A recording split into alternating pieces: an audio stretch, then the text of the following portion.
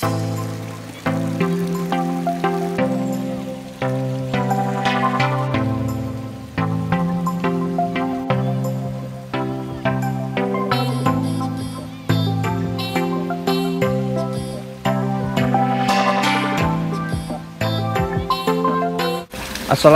warahmatullahi wabarakatuh. Oke teman-teman, kita jumpa lagi di video ini. Dan di sini teman-teman bisa lihat untuk yang itu adalah kolam pembesaran utama ya.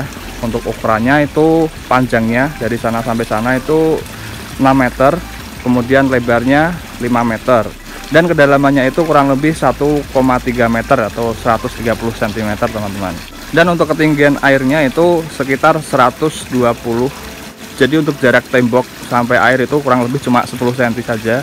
Dan ikan di sini nggak lompat ya teman-teman, karena untuk kedalaman segitu dan luas segitu ikan sudah nyaman di sini karena juga airnya oksigennya bagus. Kemudian saya meletakkan 4 chamber yang ada di sana itu ada di dalam kolam ya. Jadi untuk ukuran kolam 6 kali 5 meter itu saya tambahi di dalamnya itu ada 4 chamber, 1, 2, 3 dan yang satunya kurang kelihatannya di situ dia. Nah untuk ukuran chamber itu setengah meter kali setengah meter ya, panjang setengah meter, lebar setengah meter, dan kedalamannya mengikuti kedalaman kolam besar utama itu. Kemudian untuk di samping sini ada kolam, situ ada kolam, dan di situ juga ada kolam. Nah terutama untuk ketiga kolam ini untuk panjangnya sama, yaitu 6 meter dari kolam pembesaran utama ini saya bagi menjadi 3 ya, kurang lebih 2 meter, 2 meter, 2 meter untuk panjangnya ya. Dan lebarnya sama 1 meter semua, 1 meter, 1 meter, 1 meter. Dan untuk yang di pojokan itu saya cuma menambahi itu juga berfungsi untuk sebagai penampungan lumpur atau untuk sedimentasi kotoran teman-teman.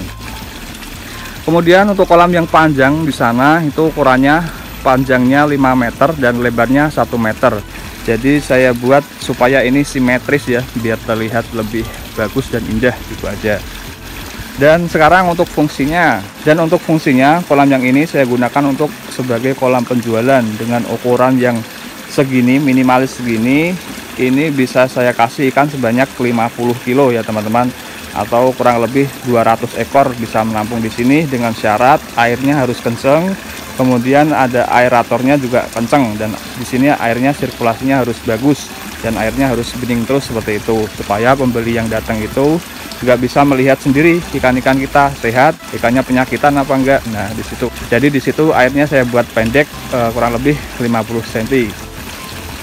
Kemudian untuk kolam yang selanjutnya itu, kolam itu saya gunakan untuk kolam indukan ya teman-teman. Jadi untuk kolam yang di situ saya bisa kasih indukan sebanyak 10 sampai 15 ekor dengan indukan yang beratnya rata-rata 6 on sampai 1 kilo. Nah kalau yang di situ untuk ketinggiannya itu lebih rendah, sekitar 15 cm lah dari yang kolam ini ya.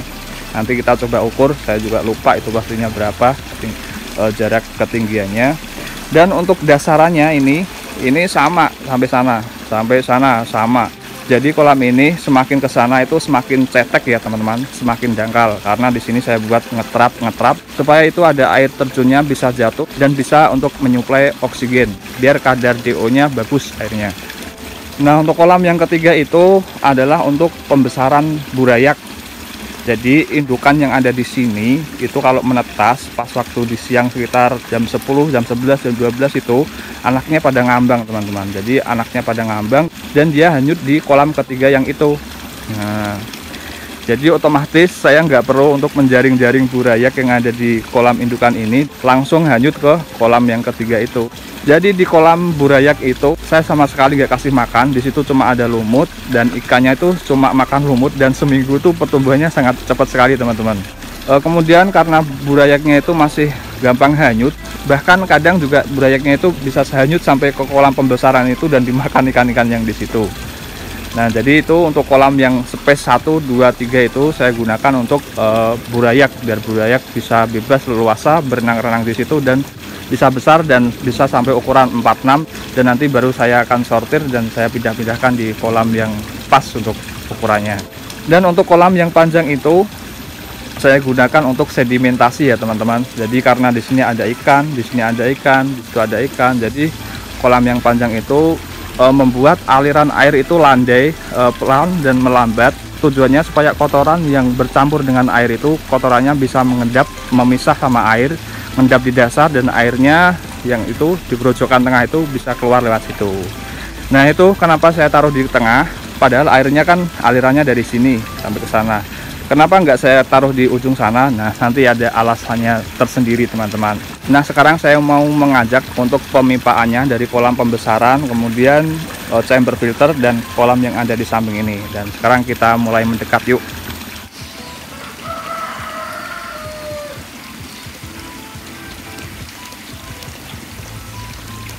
Nah, sekarang saya sudah berpindah di sisi sebelah sini ya teman-teman.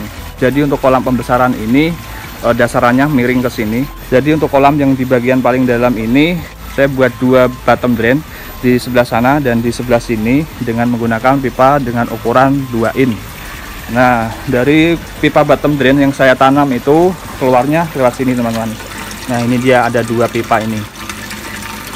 Nah, jadi untuk 2 pipa ini ketinggiannya harus lebih rendah dari air yang ada di permukaan kolam ini, supaya airnya yang di sini bisa neken air dan airnya keluar lewat 2 pipa ini.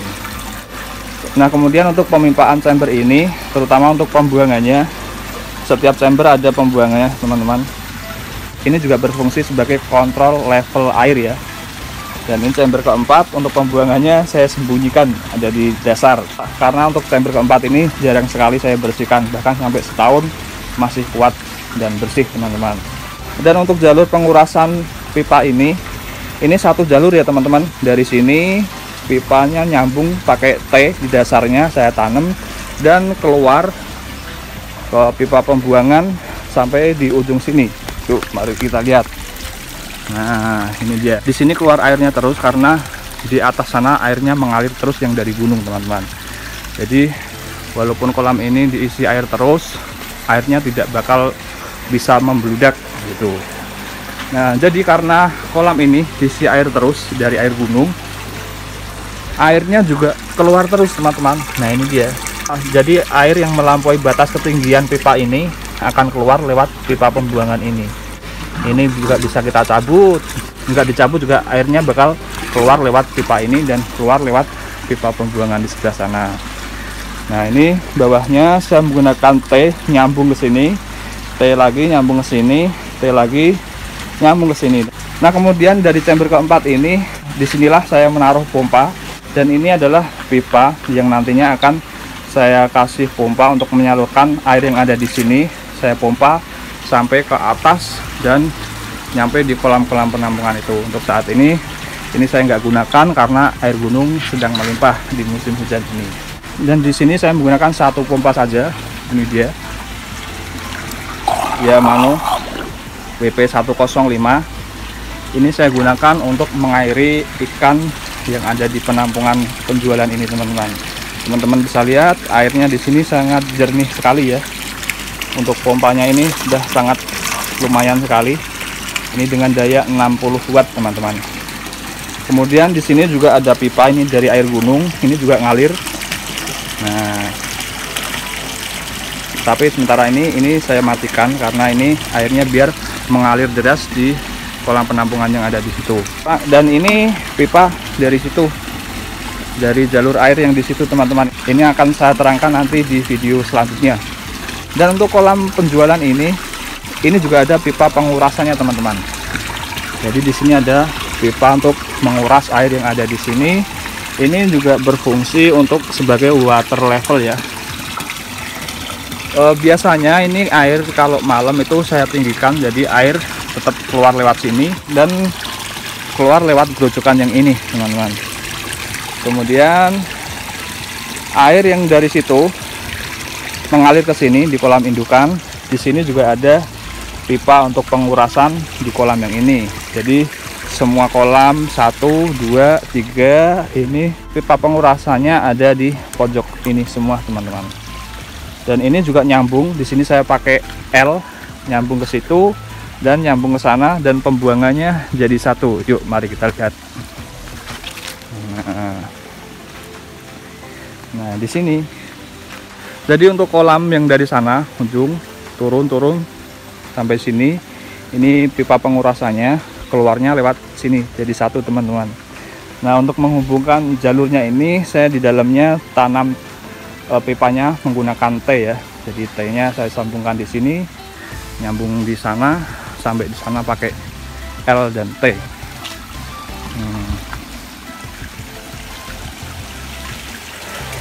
Nah, sekarang saya akan mencoba untuk mensimulasikan untuk pemipaannya. Yang untuk di kolam pertama ini itu saya menggunakan keni L seperti ini, ukuran pipa 2 in yang saya tanam begini, dan kemudian pipanya mengarah ke sini dan menyambung di dasar kolam ini. Saya menggunakan T seperti ini ya teman-teman. Jadi pipa ini saya tancapkan di T ini untuk mengunci air yang ada di kolam ini, dan juga bisa untuk menguras dengan mencabut pipa ini teman-teman. Nah, di sini menggunakan T. Kemudian di sini juga dasarnya saya menggunakan T, dan di sini saya belok kasih keni L begitu, kemudian itu nyambung di situ ada T lagi begitu, dan sampai di ujung sana sampai di ujung sini. Dari ujung sana di sini ada T begini teman-teman, ada T begini, dan di sini saya menambahkan L-nya begini karena jalur pipanya ada di sebelah sini. Jadi di sini T-nya begini, jadi T-nya begini, dan di sininya saya kasih pipa begini. Jadi biar ininya bisa di tengah ya teman-teman. Ini mau diletakkan di samping juga nggak masalah, tapi ada efek sampingnya. Nah, kemudian kenapa saya membuat untuk waterfallnya ada di tengah ya, padahal aliran airnya dari sana menuju ke sini. Harusnya kan itu ada di sini biar kotorannya bisa mengendap di kolam sedimentasi ini. Nah, ini kenapa gerojokannya ada di tengah. Nah, ini dia. Karena di pipa untuk pengurasan kolam sedimentasi ini saya fungsikan sebagai pipa SLO dari kolam yang paling ujung sana teman-teman. Kan ini pipanya nyatu sampai sini, jadi otomatis air yang ada di sana itu ketinggiannya sama dengan air yang ada di sini. Dan sini saya kasih saringan, ini banyak sekali ya kotorannya. Itu jadi untuk kolam sedimentasi ini ada aliran yang masuk dari ujung sini dan ada air yang masuk dari ujung sana. Jadi kotoran tertampung di dasar sini dan air yang bersih langsung menuju ke kolam utama. Nah, begitu teman-teman. Dan di sini kenapa airnya bisa keluar? Jadi untuk pipa pembuangan ini saya tutup menggunakan dop itu teman-teman. Jadi itu nggak boleh lepas ya. Itu kalau sampai lepas, kolam yang ada di ujung sana nanti bisa kekeringan, ikannya bisa pada mati ntar. Jadi karena di sini saya tutup dan di sini pipanya saya pendekkan setara dengan air yang ada di sini, otomatis air yang ada di kolam penjualan juga tingginya segini. Ini kalau saya ganti dengan pipa yang lebih panjang begini, nanti ketinggian air yang ada di kolam sana akan menyesuaikan dengan ketinggian pipa yang ada di sini teman-teman.